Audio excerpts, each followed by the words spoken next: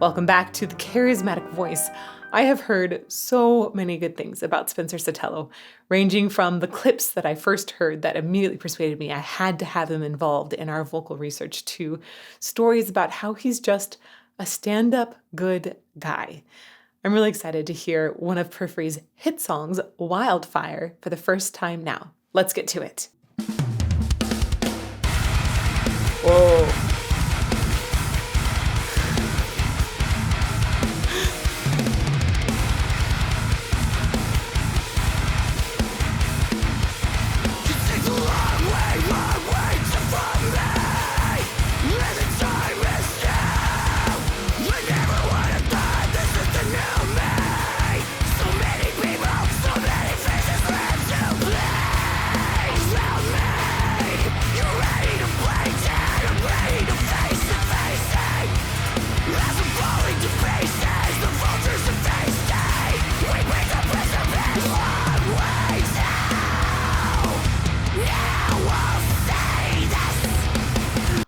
Wow.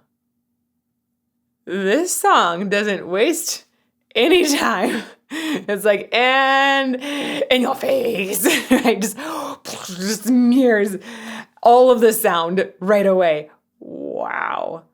That is so intense. I was not ready.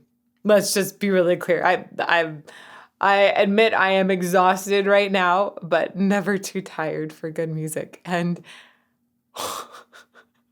I was not ready. Let's go back to the beginning. Ooh.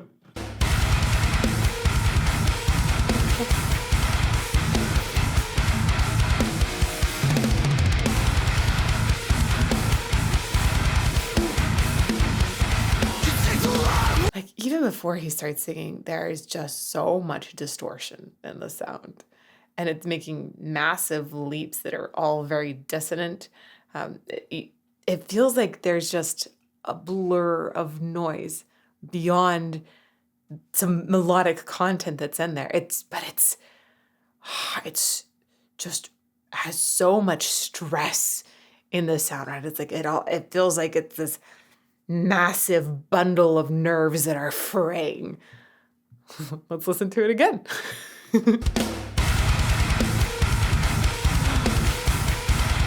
Wow.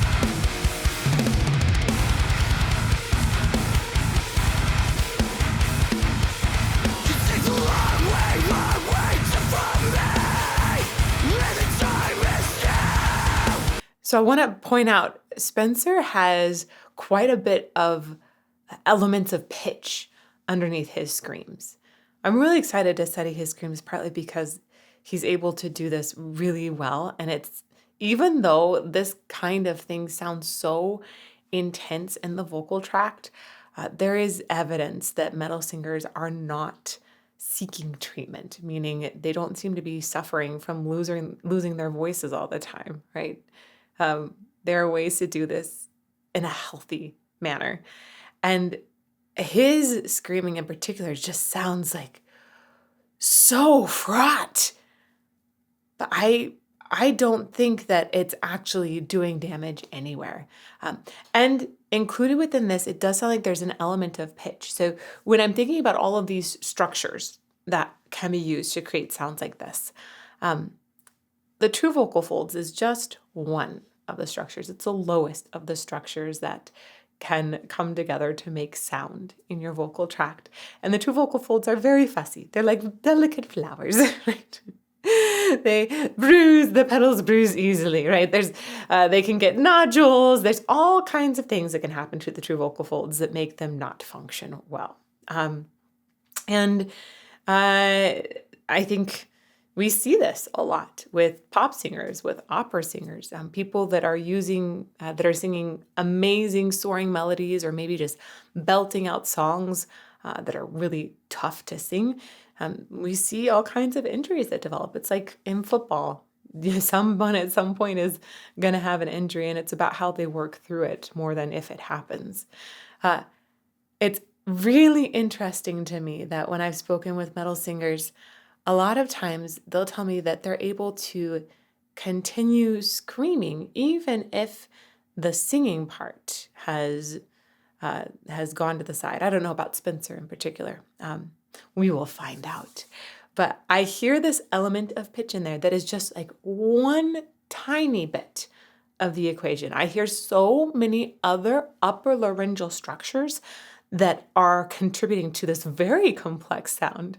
And for me, when I hear that complexity of sound, I get particularly excited because I know that there are multiple sources that are creating sound in his vocal tract. I think that's amazing. Let's go back just a little bit. See if you can pick out what part of his vocals are noise versus pitch.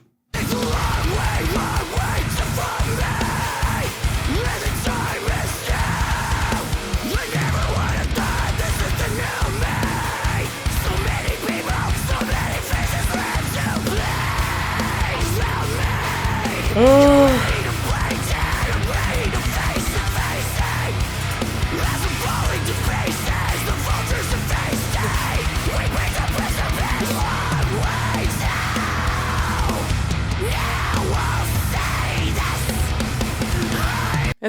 It's like he's got so many monsters combining to create sounds in his throat.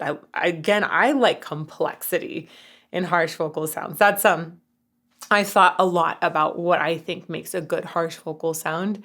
And one of the like foundational pieces that I've come to is complexity. I like it when we have more than just the false folds, right? False fold screams are cool, but I like it when we get more complication on top, and more than just like one constriction that's higher, right? When we move into things like fry screams, I like it when I see lots of different things. And that's why I feel like in Spencer's sound, it's almost like we have Gollum sort of as a base layer there, but maybe we also have the Balrog along with Gollum. Like what if Gollum was in the Balrog's throat screaming? Like that's where I'm getting all of these extra layers in there. And who knows, maybe there's Gandalf yelling in the background as well.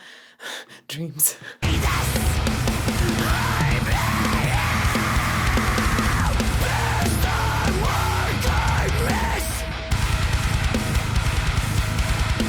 Wow.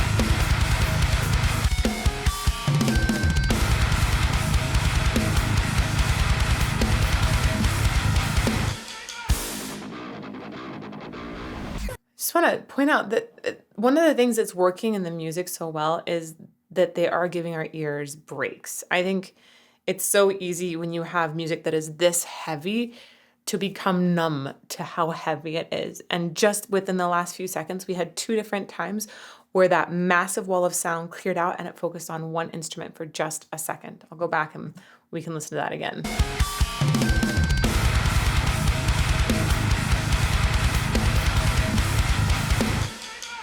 Right? It's useful.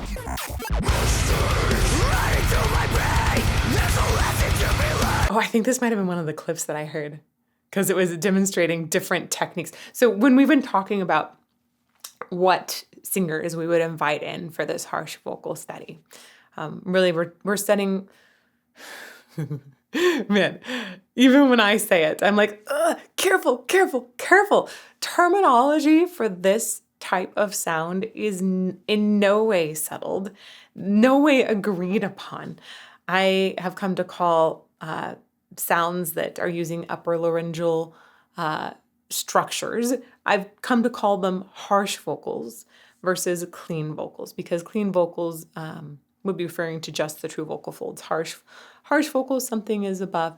And I've even tried out the idea sometimes of saying a pure harsh vocal, meaning that we're just using the upper structures and none of the true vocal folds.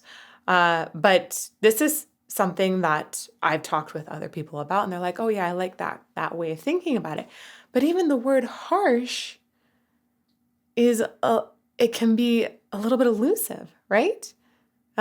Clean singing can be more harsh on your larynx than harsh singing. So I'm not even sure that this is the right word. I do like the word distortion, vocal distortion, because it's talking about sort of a twisting, right? It's coming from that TORT base, which means to twist. And that idea of twisting sound waves in some fashion, I think actually really works for what we're talking about here. And when I think about distortion in music production, I think that works very well as well. But I do think we need to develop the terminology more. All this is to say, when we are looking at different singers for this harsh vocal study, we wanted to make sure that these singers sounded like they were able to engage different sources of sound. And right here, back to back, it really sounds like Spencer just flips between two different sources, or I would say two different techniques with multiple sources.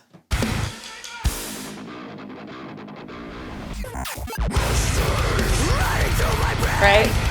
Like that first super low one, that sounds to me like it has a lot of false folds involved. Though I will say, I have seen Will demonstrated an incredible, what we'd sometimes call a fry scream, just with a really elongated vocal tract that sounded very, very low.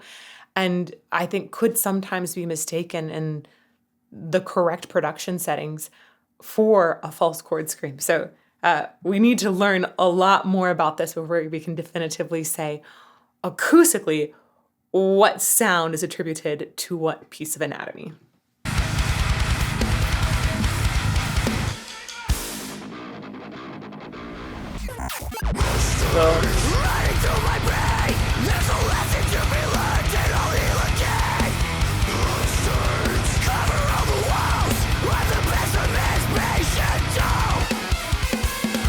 Wow.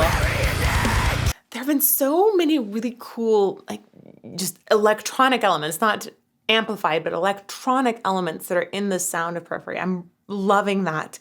And I loved that particular sound of the guitar here. It was so discordant.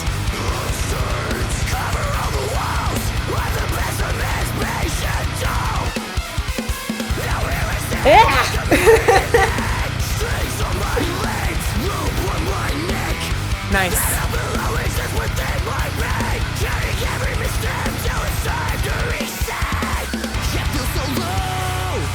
There we go.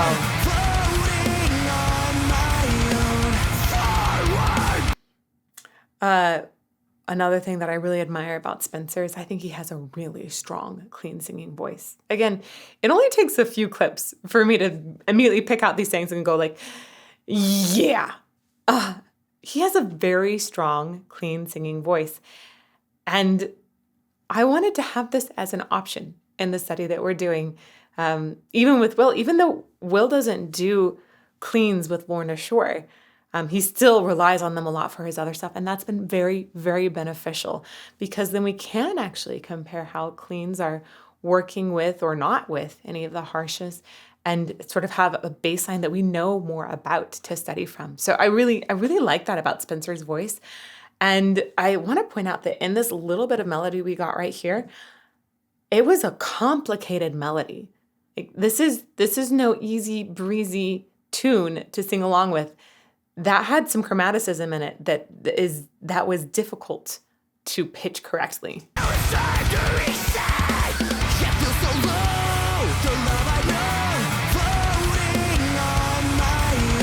That note at the end, it's very dissonant.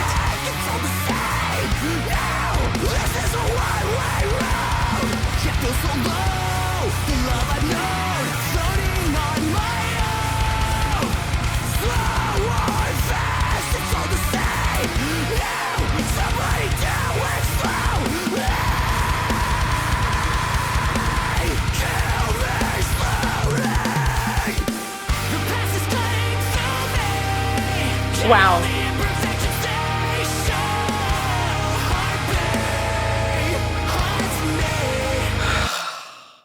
This is so delightfully complex. This is the kind of song that I think you could listen to over and over and over and find more layers in the composition of it.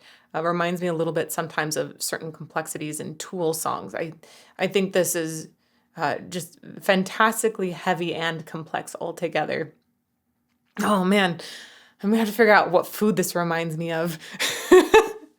I'm not sure. Gonna think about that. I definitely feel free to sound off and chat if there's a food or drink that this reminds you of, because it has such a distinctive texture to it. I feel like maybe we'll find a good comparison within the food realm. Okay, but back here, gosh, there was something. Oh shoot, I lost my thought. There was a really cool thing in here. Oh yeah.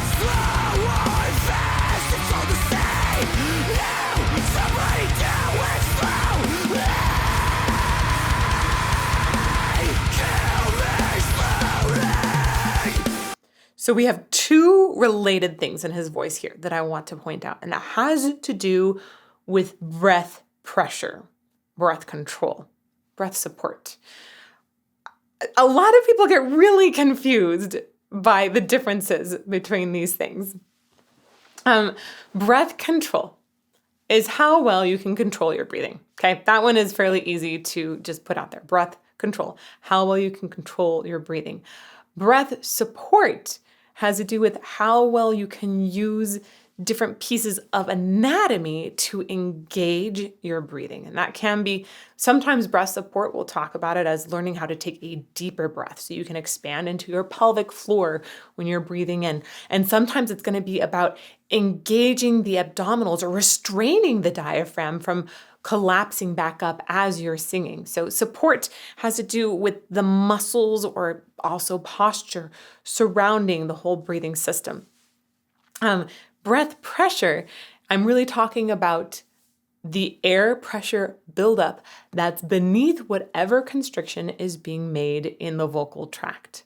Now, this is going to be true for clean singers, harsh singers, all the stuff between. It is required for there to be a pressure buildup underneath that point. And that helps set some things in motion so that, right, with the two vocal folds, they go wacka, wacka, wacka as the air is moving past. And there's a certain threshold that needs to be reached to create pure tone, like a pitch. There's a certain amount of pressure that's necessary to build up. For a higher note, there tends to be more pressure. For louder notes, though, in particular, louder notes require more pressure, and that actually is going to lead to more amplitude of often of those vocal folds coming together more, and that's when we start to worry about things like collision damage as well. So breath pressure. I want to talk about how this relates to two things. One I already alluded to. That is the volume, how loud Spencer seems to be singing. I'm going to be really curious what he sounds like in real life, in the room, because sometimes the perception of these harsh sounds is that they are so much louder than they actually are. So I'm going to be curious to watch also continuing forward. I want to see that mic technique. Is he bringing the mic closer on the harsh vocals or moving it far away? Right now, it seems like his belted, incredible soaring melody is just as loud as those harshes. And that's really cool. I think it's cool because then there's a certain like self-compression that's happening. He's monitoring his dynamic really well. I'm curious if he's doing something with his mic to assist in that, which most singers do, by the way, and I think is very smart to do as well. But some singers are able to do it on their own without suffering any sort of difficulty or, needing to adjust in any way. So I'm very, very curious about that. That idea of the loudness is affected again by breath pressure. The other thing is he had this really awesome long held out note in harshes. I really wonder, I just have this one question. Can a harsh vocalist, what's the standard? Is it more normal for them to be able to hold out a pitch for a longer time or a pure harsh vocal for a long time? And maybe we really should change this and say one that's using the false chords or one that's using a higher constriction or multiple constrictions, because those constrictions they're all restraining the air in some way. And I'm curious, especially when we bring multiple sources in, does that make it so less air is actually moving past so that we're able to hold that out for longer? I don't know. I haven't heard people hold out screams, with the exception of Maynard had a really crazy, crazy long one once. But I haven't heard them hold it out for like 30 seconds or crazy long notes the way I've heard in opera. I want to test this. I want to find out more. All has to do with breath. Coming back. Somebody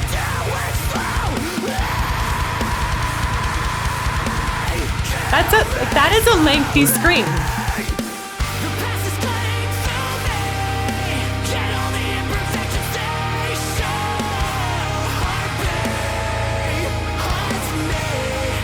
Wow.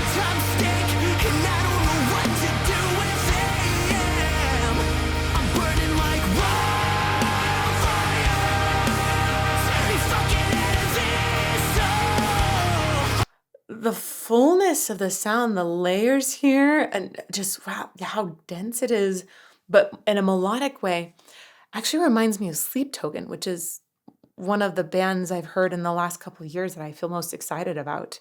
Um, that's amazing. That's really amazing. Incredible. Gosh, it's lush. That's why I describe it as. Just so fascinating when you go from this dissonant bundle earlier to this lush. Like, it's almost like whenever we're going to settle on this food, I don't know if we can actually have one food to describe the sound here. I feel like I have two distinct foods that are developing now. More on that later. Let's keep going.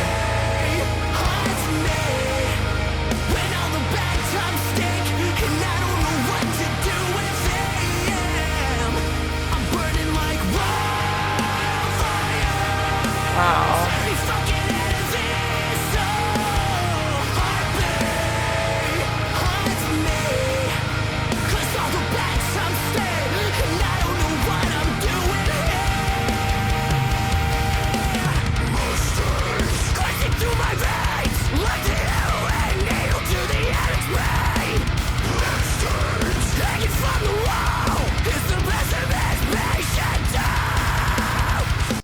Amazing. So that flipped back and forth. The first one I would usually describe as a false chord scream, and we're going to talk about that. And it might be false chords and a little bit of upper constriction too, which I mentioned earlier. I think that we're getting a lot of use of the filter, which brings up source filter theory. Source filter theory is this just awesome theory in physics and sound, period, that you have a source of the sound, and then there's something that the sound goes through that it marinates in to make it yummier, or perhaps not yummier. Just, if you heard just the sound of the vocal folds without any of this stuff on top, it's almost like an oboe. Like it's much less pleasant than an oboe, actually. It's not a very delightful sound. It doesn't have the lovely overtones or flavor to the sound that we would want. So source, right? We have all of these sound sources in the vocal tract. And then filter is all of that stuff that happens afterwards that enhances overtones. It's the way that the tongue is shaped. It's how much drop or lift is in the soft palate. So how much of the sound is coming through the nose or the mouth. It's how the lips are moved. So if the lips are moved much further away, it elongates the vocal tract, and that helps to highlight lower tones. So this filter is just as important as the source of sound. It's very and I think the great singers learn how to use both extremely well. When he does his false fold scream, I think we saw a moment of video where it looks like he elongated like that to really help deepen the overall sound. See if I can pause it. Oh, I think I missed it there. There was a moment where I was looking for those lips. There you can see that his lips are further away from his mouth here. That's what I would expect to see with this kind of sound to really help it sound even deeper.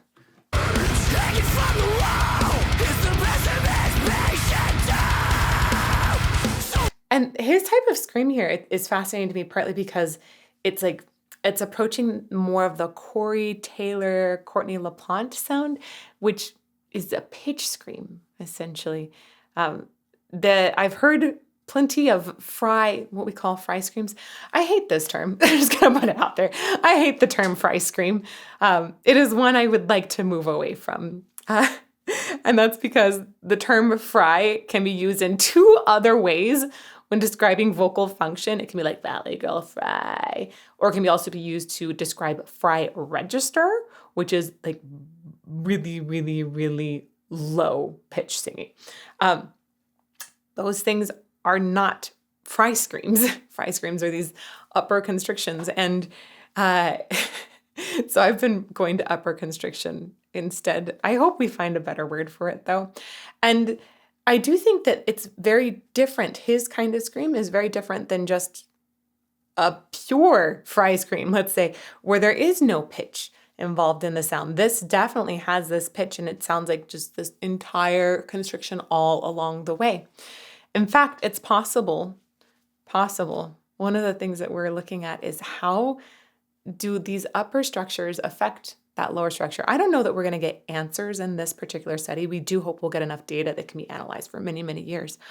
But there's tons of research about SOVT exercises, semi-occluded vocal tract exercises. Those are both exercises that are making it so the air isn't just let out, it's actually reflecting back into my vocal tract. You can sing through straws to achieve this, and there's so much delicious, juicy research on how that is so healthy for your vocal folds. It's just delightful. Now, if we're reflecting air pressure back here, why couldn't we do that with an upper laryngeal structure? Right? If there's constriction here and that's reflecting back onto the vocal folds, there's a possibility that, crazy as it sounds, that we're getting semi-occluded vocal tract benefits from constricting something higher at the same time as singing a clean pitch. I know, that's totally nuts. I think it can be, we need to figure out how to do it all together in a coordinated, healthy way and get the actual research on how it's helping with function. But there's reasons to theorize why these two could be connected. And I think that Spencer's voice is going to give us some extraordinary data about that.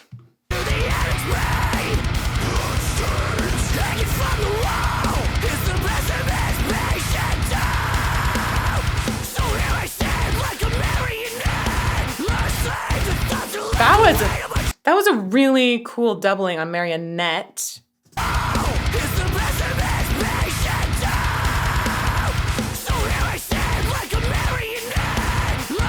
Right? It's almost like a jump attack from the sides.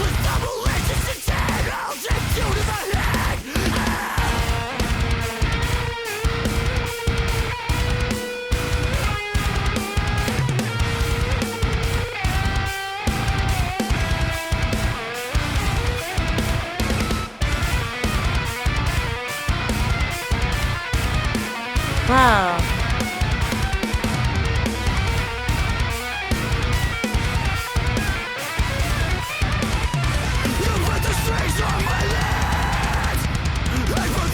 I love how this guitar solo feels so melancholic and modern and digital and disturbed in so many, there's so many different feels from the guitar solo, the way that we have complexity from Spencer's vocals, that I got a complexity of feelings from the guitar solo. I'm going to go back and catch that again.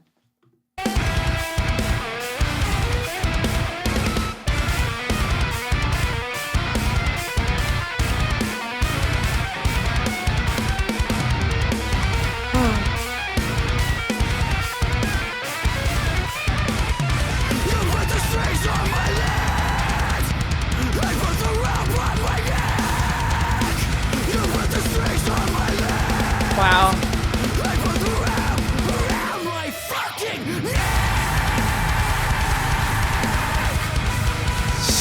Sheesh. It's just so heavy. I feel like my stomach is churning with how heavy it is. Wow. Amazing breath control there too. Okay. By the way, I've determined that we're having a meal essentially with Periphery. Okay.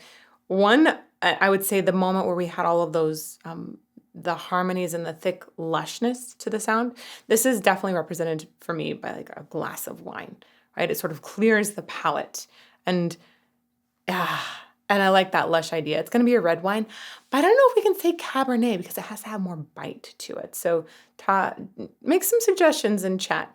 I'm going to put out red wine, but I'm also not a red wine connoisseur. I bet some of you know a lot more about red wine. So give me some red wines that have bite, like a real good bite to them. And that's going to be our wine that is just part of the meal of Periphery.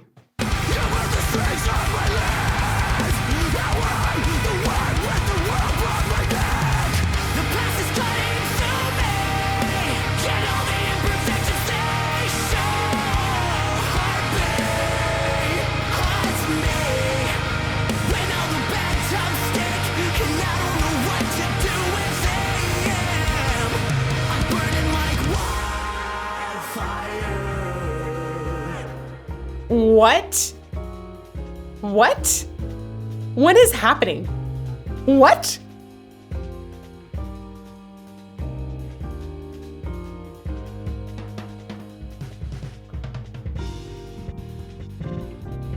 We just moved into a jazz setting. What? Like, this is a... I had no idea that this would come out. I'd heard some clean singing bits and some harsh singing bits. This is a really cool new chapter. Like this brings it to more of like an opeth kind of sound or a ginger sound where you have so much of that jazz influence overall.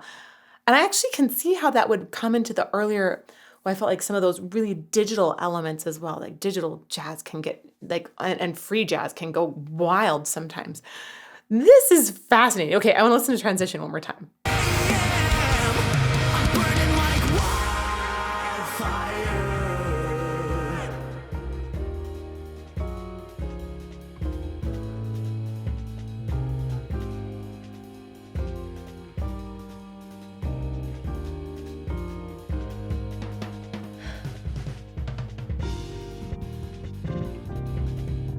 Wow. I love the way there's that like digital sweep underneath there too, reminding us where we've come from.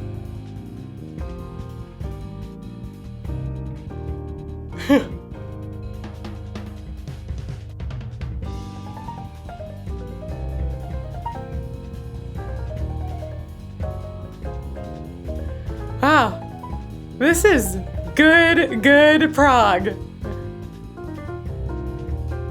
Also, it's so bold.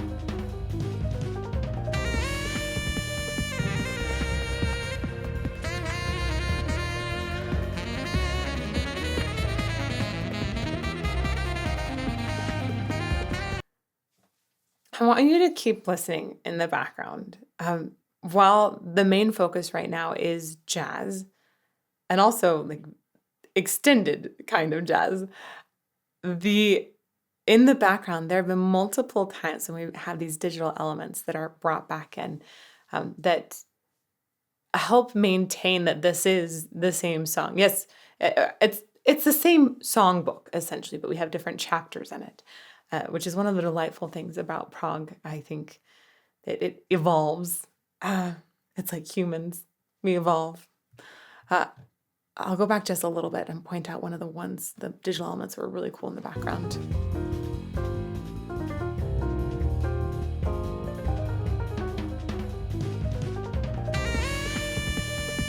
There's a very, a digital drum kit essentially. And there's also some sort of rising siren in the background. And there we go, much more processed vocals as well. That worked. That transition worked. I don't know how that transition worked. I think maybe bringing the processed vocals in and always having those digital elements there, that helped, but this is just brilliant, y'all. This is really innovative. It's pressing boundaries. Gosh, it feels like it's even lipped over some boundaries. Fascinating. Like it's a whole meal. It's a whole meal. We have 2 dishes that we're eating other than our wine that I have to figure out. I think I have one of them though. We'll get to it.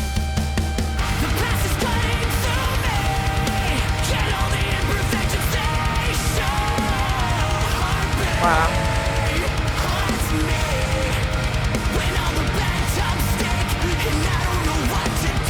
Yep.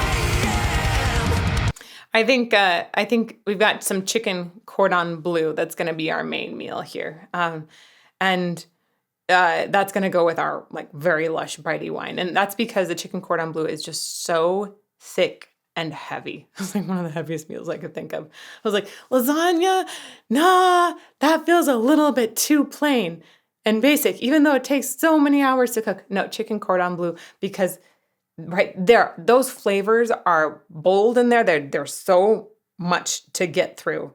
It's like your stomach drops with each bite. So, chicken cordon bleu, and I'm not sure what the jazzy section is yet. Maybe that's our vegetables.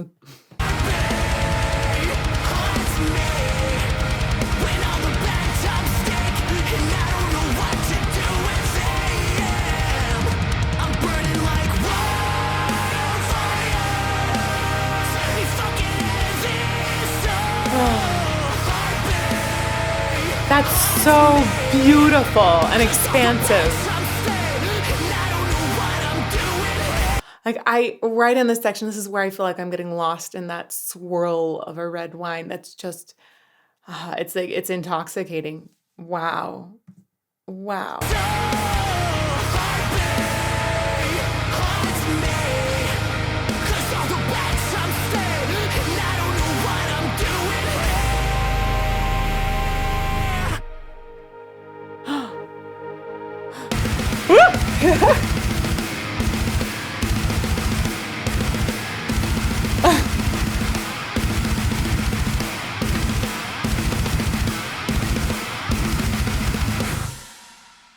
Wow. What an ending. That had like so much pow and punch to it. I think this is another side in art. I'm going to go for maybe like an asparagus, right? Because that has a certain kind of punch and an after punch too. But it probably has lemon and like bright lemon, like probably some lemon shavings on it as well, right? And some red pepper for a lot of kick. So you take a bite of that, and not only is it bright, but also your throat is sizzling afterwards. And I'm just gonna call that jazz section, I'm gonna call that our mashed potatoes, but there's gravy in that. That is like the most divine gravy you have ever had in your life. This was an entire meal. This is an entire meal. By the way, those mashed potatoes are so freaking fluffy, like the best. I love food, and I love using food to describe the sensation of music. Those, both senses are processed in your brain in a similar place. They're actually like right beside each other versus the other senses. So I think that they work really well together. Thank you for bearing with me through a food description to describe such an incredible song. And thank you to Spencer for agreeing to be involved in this study. This is going to be amazing, and I am so excited. If y'all want to see some more analyses of our featured artists, check out this playlist over here, and may you all fall more in love with music and food every day.